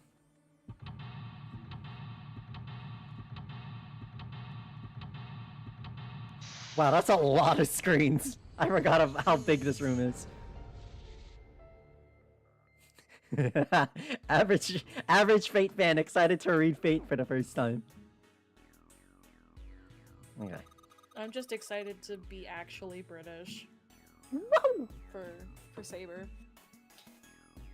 Those dolls are really kind of creepy, you know? Hey, it says something over here. John? You think that's the doll's name? Maybe? This thing is creepy. Wonder why it's on the bed. Can I look at it? Yeah. Hey! I wonder what this thing is. Is this KG on this? You are Japanese, woman! We don't know that for sure. This game takes place in Japan! Well, that doesn't mean that she's Japanese. That's fair, actually. That's more than fair. How does she not know what a kilogram is? I mean, maybe she doesn't cook. You think maybe it's a scale?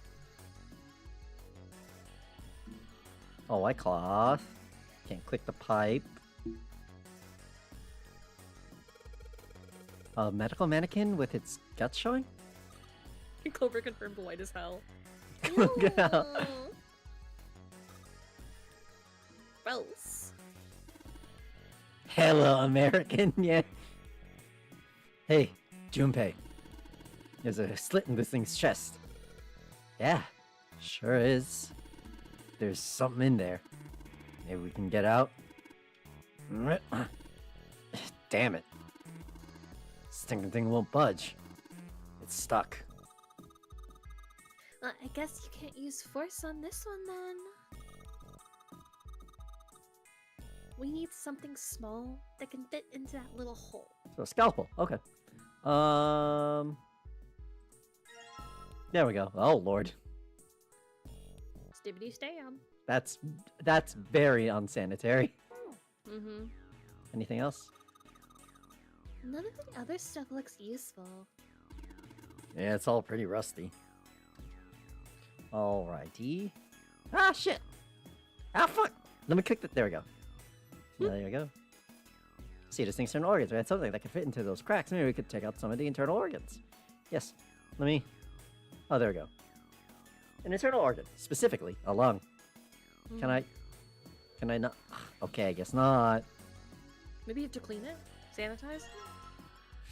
fake chest. Maybe you're supposed to heat something like that gauze to kill the bacteria. There's a boiling thingy over there. Stove? A stove? It's a boiling thingy. There's nothing on the lid or in the drawers. There's a lot of different kinds of medication. It's hard to tell them apart. The drawer is empty. Yeah, nothing there. Okay. It's locked. You can probably find the key if we just look some more. Is there anything in the let's look somewhere else. Is there anything in the pot? Oh, that's a fair point. Nope, well, let me click specifically that. Make. Okay. Looks like it's locked. So we're gonna need a key for this one. Junpei, where are you Oh, that's shit, that's the door. That's the door we came through. The only thing out there is the numbered door. I'm pretty sure I don't need to tell you that the numbered door is a one-way deal. So, you're saying there's no point going back there, huh? And they're nodding. Awesome. Good job, you dumbass. Oh, wait, hang on. They use these for surgery, right? Let's see. Syringes, cups, a plate.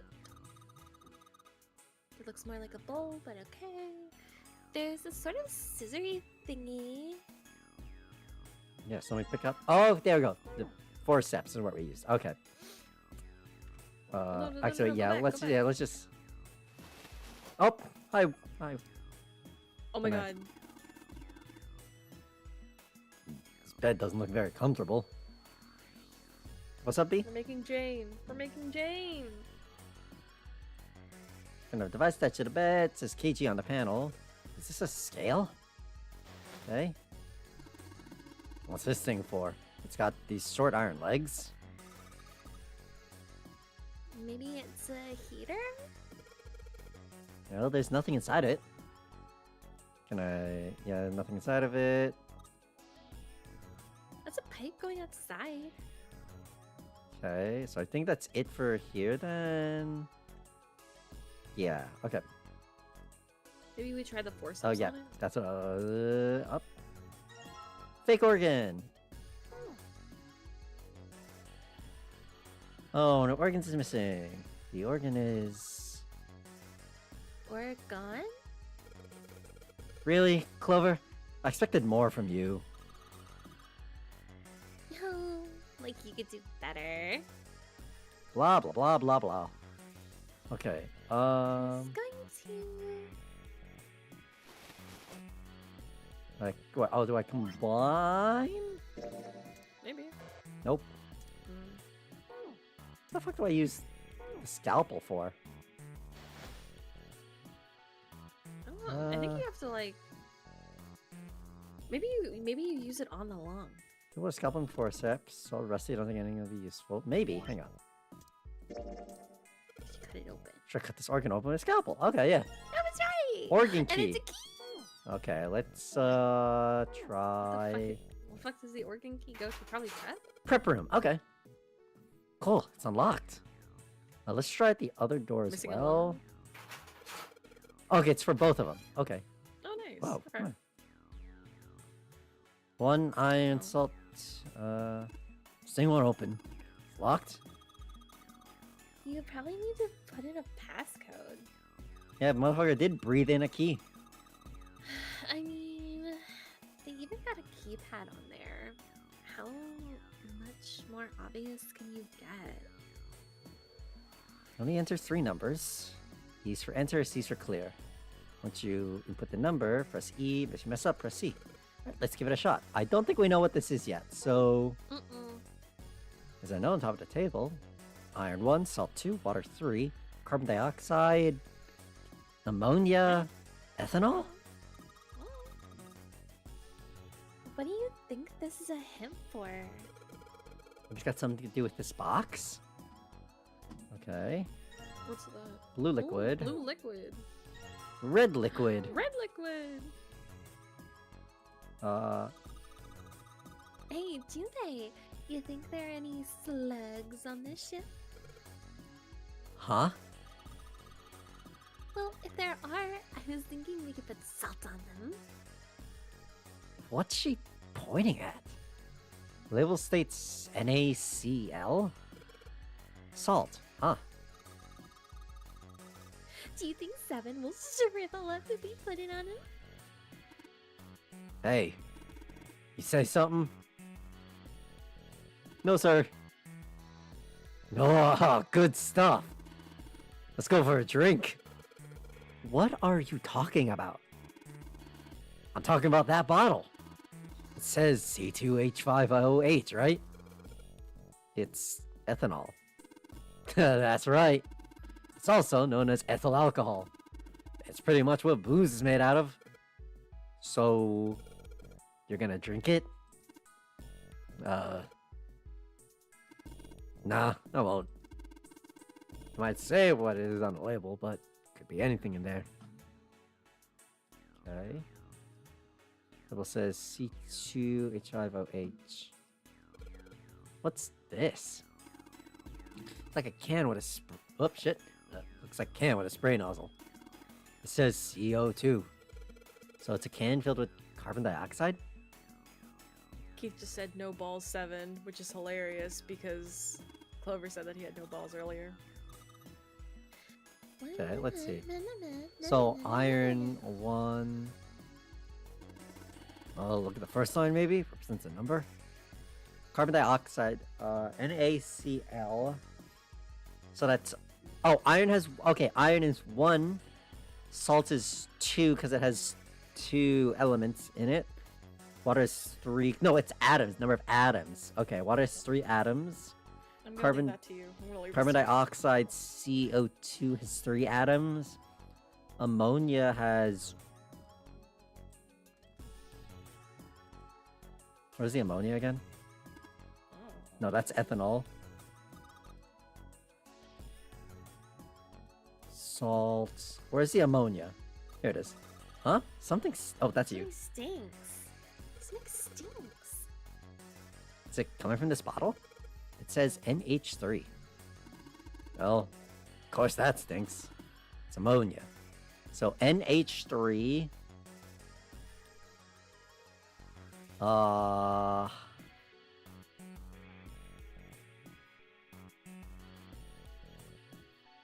What the fuck are we trying to... So these 3? So carbon dioxide has... Oh, maybe we're 3, trying to... ammonia maybe, has... maybe we put in the number for carbon and then ammonia and then ethanol into the machine or into the thing. Sure? Sure. So carbon dioxide, ammonia, ethanol. 3 numbers. Okay. Okay. So carbon dioxide is 3. Yeah, CO2. Ammonia has... Google. I need to see...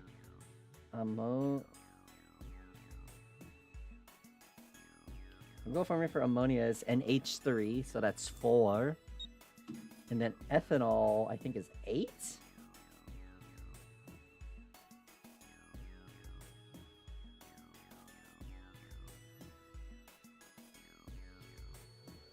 Ethanol, C2, so that's 2, 7...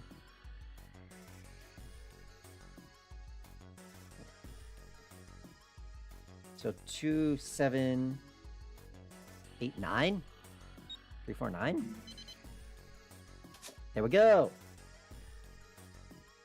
Ah, arm and a fake heart. Okay, and an arm. Nice. You think we should go back? Yeah, I think that's probably best. Clover nodded and laughed. Junpei was about to follow her when he realized that 7 wasn't following suit.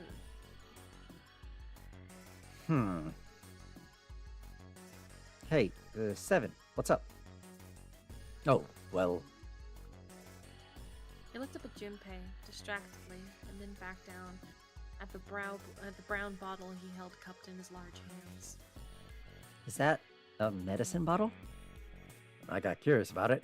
Here. In response, Seven tossed the bottle gently to Junpei. He caught it and twisted it around to read the label. Ethyl dimethane tartrate? Wait, no, ethyl diamine tartrate. Okay. Yeah, that's right. It's EDT. What kind of medicine is that? It's not medicine. I think it's an industrial strength detergent. Why would they have something like that here? Well, probably to clean stuff up.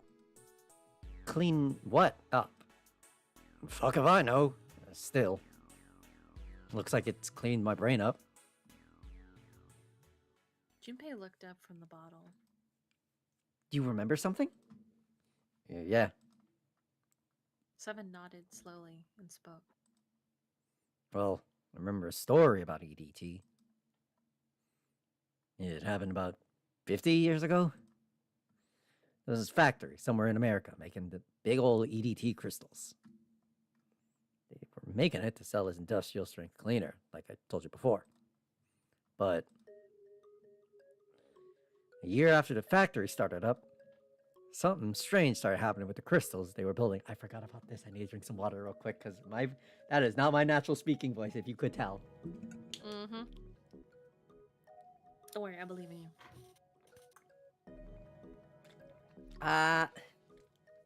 Okay. Something strange started happening with the crystals they were building. Water molecules started attaching themselves to the EDT crystals. This made them into sort of mutation of the original crystals, called a hydrate. Once the crystals started turning to a hydrate, though, it's useless as a cleaner. The factory just had to dump the crystals as a hydrate.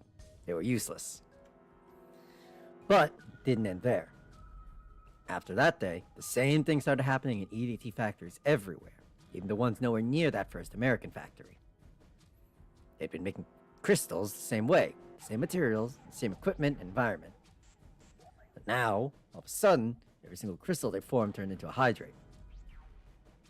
In fact, since that day, no factory anywhere has been able to make a pure EDT crystal. Even in EDT research done years before, they'd never gotten a hydrate. But after it happened at the first factory, it just spread. It was like, man, how do you say it? I mean, like it was infected with a virus or something? Seven shook his head. So does this story sound familiar, B? I think it, I mean, yeah, it reminds me of,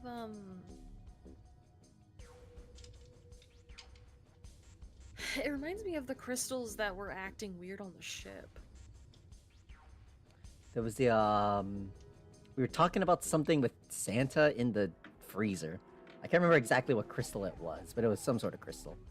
Yeah, because there were, like, crystals that, like, they were not doing what they were supposed to, and then miraculously they started doing what they were supposed to. And then all the crystals everywhere started, even without a seed. Mm-hmm. No, not like that. It spread like wildfire, shut up in labs that were completely isolated from the rest of the world. It even started... okay, I remember this. Yeah. It even started happening to crystals that were completely sealed up. Doesn't seem like it could have been a result of this stuff coming in contact with other samples. Then... Well, I guess it was some sort of information. Like, the crystals were transmitting this information all across the world somehow. What information? How to make a new crystal. Someone had to tell the stuff how to do it, right? Like, just whisper to the EDT in the tank. Hey, if you do this, you can take in water molecules. Come on, man, that's just... I mean, who is this someone, anyway? Someone you can't see. Someone who exists all over the world. You mean like a god? Or maybe the devil. It's me. It's you! It's me. 7 grand. I'm the one who did it. It was me all along. You fucked over industrial grade detergent all over the planet.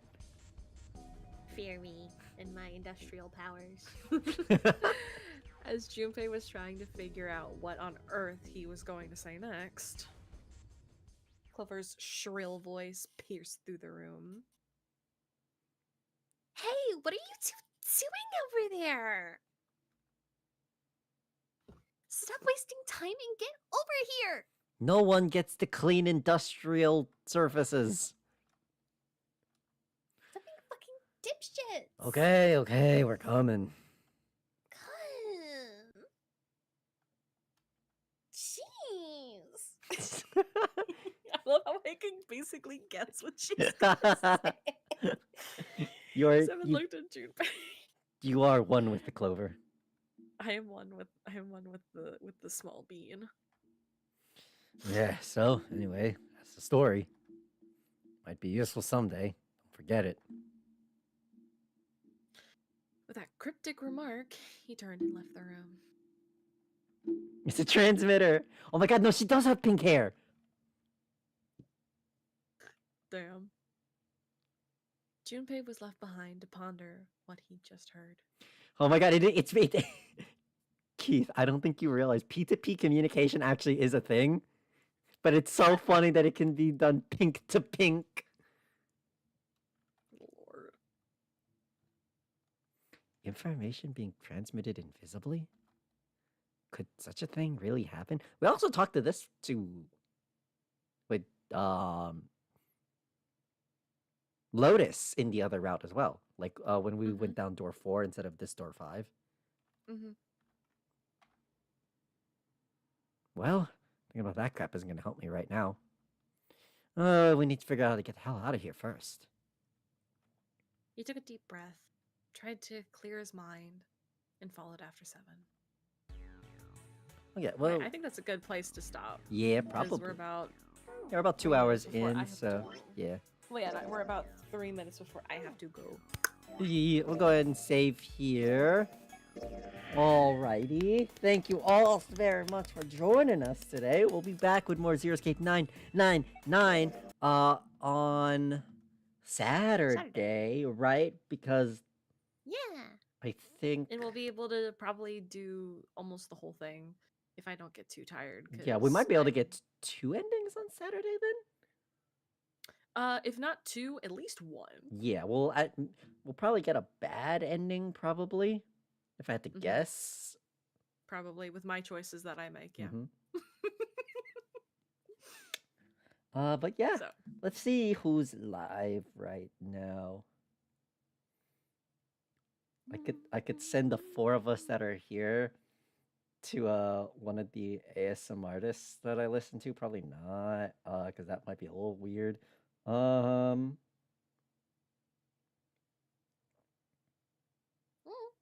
know what? Let's send it over to... I don't think we've rated Molly Zhang before, so we'll send it over to Molly. You don't know Molly Zhang? She is a voice actor for video games and all that fun stuff. She voices Azila in Honkai Star Rail, Astra Yao in Zenless Zone Zero, and a character in Wuthering Waves, I think. She voices in a lot of things. So like, go ahead and show her some support. We'll go ahead and just rate her. Alright. Alrighty, guys. We'll see you all on Saturday. Goodbye.